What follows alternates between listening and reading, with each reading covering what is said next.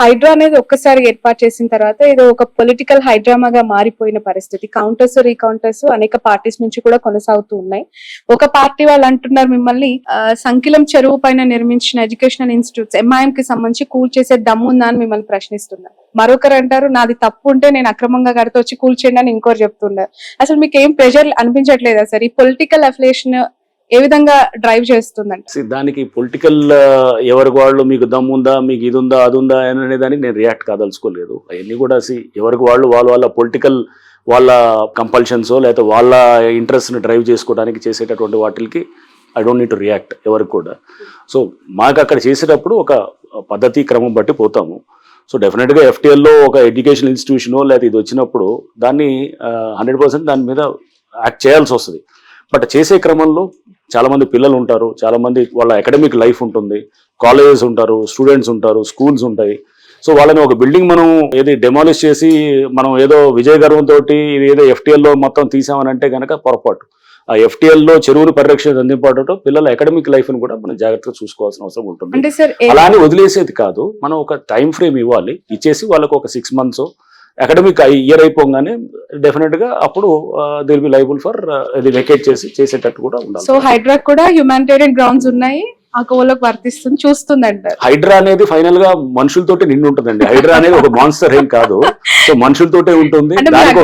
చూసిన తర్వాత పేదవాళ్ళని ఎందుకు టార్గెట్ చేయమంటున్నాము? చిన్న చిన్న ఎప్పటి నుంచి వచ్చిన వాళ్ళు ఎందుకు టార్గెట్ చేయమంటున్నాము? ఎందుకు ఓన్లీ రిసార్ట్స్ నో లేకపోతే కమర్షియల్ గా ఉండేవాళ్ళు లేకపోతే ఎవరో దాన్ని ఒక అంటే ఎఫ్లూయెంట్ సెక్షన్స్ ఎందుకు టార్గెట్ చేయాలనుకుంటున్నాం అంటే దీంట్లో డిఫరెన్షియేట్ చేయాలి. అందరినీ ఒకే తీసుకురావడం అనేది ఇట్స్ నాట్ కరెక్ట్ కాదు. గవర్నమెంట్ కూడా ఆ విధంగానే ఇంటెంట్ తోటే ఉంది. అండ్ నేను కూడా ఆ విధంగా పనిచేస్తానని నన్ను ఇక్కడికి తీసుకొచ్చినట్టు అంటే ఎప్పుడు ఒక పాలసీ అనేది ఉన్నప్పుడు దానికి 2 వైపులా కూడా మనం జాగ్రత్తగా ఆలోచన చేయాలి. అండ్ ఇది సామాన్యులకి లేకపోతే పేదవాళ్ళకి ఇబ్బందికరమైన పాలసీని తీసుకొచ్చి మనం చేయటం అనేది కాదు. ఈ సిస్టమ్ ని మ్యానిపులేట్ చేస్తున్న వాళ్ళ మీద మనం డెఫినెట్ గా మనం హార్ష్ గా యాక్ట్ చేయాలి. సార్ ఈ ఎంటైర్ ప్రాసెస్ లో ఈ హైడ్రాకి సంబంధించి ఒక పొలిటికల్ కౌంటర్ సార్, దీనికి మీరే చాలా గట్టిగా సమాధానం చెప్తారా లేదంటే కౌంటర్ ఇస్తారా అని నేను ఈ క్వశ్చన్ అడుగుతున్నాను. ఎవరో కాల్చాలనుకున్న గన్ రంగనాథ్ గారి భుజం పైన పెట్టి కాలుస్తున్నారు అని చెప్పి మాట్లాడే వాళ్ళకి మీరు ఇచ్చే సమాధానం? వచ్చే టైమే చెప్తుంది ఇవన్నీ కూడా. అది నా భుజం మీద నుంచి పెట్టి కాలుస్తున్నారా లేదా లేకపోతే అసలు పబ్లిక్ గుడ్ కోసం చేస్తున్నారా మీకే అర్థమవుతుంది. So time only will tell, మీరే చూస్తారు కదా. సార్ నాలాల పునర్వ్యవస్థీకరణ అవ్వచ్చు, చెరువుల పరిరక్షణ అవ్వచ్చు, బఫర్ జోన్ కి సంబంధించి తిరిగి మన ప్రకృతిని మనం కాపాడుకోవాలి అనే నినాదం బాగుంది. కానీ ఆల్రెడీ ఒక చరిత్రలో కనుమరుగైపోయిన చెరువులకి తిరిగి పునర్వైభవం వస్తుందా హైడ్రా ద్వారా అంటే? ఎందుకంటే అసలు అక్కడ చెరువు ఉందా నాలా ఉందా తెలుసుకోలేని అనేక స్ట్రక్చర్స్ ప్రస్తుతం హైదరాబాద్ లో కనిపిస్తూ ఉన్నాయి. అది ఖచ్చితంగా సాధ్యం అంటారా? అంటే మీరు ఎక్స్ట్రీమ్స్కి వెళ్ళొద్దు. అనేది ఆల్రెడీ 100% ఆక్యుపై అయిన చెరువుని కాదు, అట్లీస్ట్ ఇప్పుడు 60% 50% ఉన్న చెరువుని కాపాడుకోవచ్చు. అండ్ కొంతవరకు ఉన్నదాన్ని రివైవ్ చేయడానికి ట్రై చేస్తాము. మరి పూర్తిగా పోయిన చెరువునంతా కూడా నేను తీసుకొచ్చి 100% ఉన్నదాన్ని మళ్ళీ పూర్తిగా చెరువుని రివైవ్ చేస్తానని అనట్లేదు. బట్ ఒక సీరియస్ అటెంప్ట్ అనేది చేసినప్పుడు ఇప్పుడు లాట్ ఆఫ్ డిస్కషన్ జరుగుతుంది. ఇన్నాళ్ళు బఫర్ జోన్ అంటే తెలియదు, ఎఫ్టీఎల్ అంటే తెలియని వాళ్ళు ఇప్పుడు ఏంటి అనేది తెలుసుకుంటున్నారు. ఇప్పుడు ఒక కబ్జా చేయాలంటే కనుక 1-2 సార్లు జాగ్రత్తగా చేస్తారు. మీరు చూస్తున్నారు ఇప్పుడు చాలా ఎంక్రోచ్మెంట్స్ కూడా అసలు నేనే ఆశ్చర్యపోతున్నాను. రోజు చాలా జరుగుతున్నాయి హైడ్రాకి సంబంధం లేకుండా. మరి ఇన్నాళ్ళు ఎందుకు జరగలేదు, ఇవన్నీ జరుగుతున్నాయి. సో అంటే ఒక కల్చర్ చేంజ్ కూడా వస్తుంది. That is what we precisely want. అంటే మనుషుల ఆలోచన విధానంలో కూడా ఆఫీసర్స్ కూడా జాగ్రత్త లుక్, మీరు చేయకపోతే కనుక రేపు వచ్చి వీ విల్ డిమాలిష్, ఫస్ట్ వాళ్ళకే ఇస్తాం. అండ్ రేపు మేము డిమాలిష్ చేస్తే కనుక దాంట్లో ఆఫీసర్స్ ని ఎవరైతే బాధలు ఉన్నారో వాళ్ళని డెఫినెట్ గా దిల్ బి బుక్డ్ అనమాట. హైదరాబాద్ కామన్ పీపుల్ కి హైడ్రా ద్వారా కమిషనర్ ఆఫ్ రంగనాథ్ గారు ఎలాంటి సలహా ఇస్తారు? ఒక సలహా ఇవ్వమంటే అంటే దీనికి సంబంధించి ఒక పానిక్ వాళ్ళలో కనిపిస్తోంది, మా ఇల్లు కూల్చేస్తారేమో, మా ఇల్లు నేలమట్టం అయిపోతుందేమో, ఒక భయంతో ఉన్న వాళ్ళకి మీరు ఇచ్చే ఒక అమూల్యమైన సలహా. సామాన్యులు ఎవరు పేదవాళ్ళు ఇప్పుడు ఇల్లు కట్టుకొని వాళ్ళు ఉన్న వాళ్ళని ఎవరిని జోలికి వెళ్ళము. మిడిల్ క్లాస్ వాళ్ళు ఎవరు కూడా వాళ్ళు ఇల్లులు కట్టుకొని వాళ్ళు ఉన్న వాళ్ళని ఎవరి జోలికి వెళ్ళము. ఎక్కడైతే కనుక ఎఫ్టీఎల్ చుట్టూ ఉన్నటువంటి దాంట్లో లగ్జరీ హోమ్స్ అంటే లైక్ సపోజ్ సంబడి ఏదో రిసార్ట్స్ ఏదో ఉన్నది అట్లాంటి వాళ్ళ దగ్గరికి అది చేస్తాము.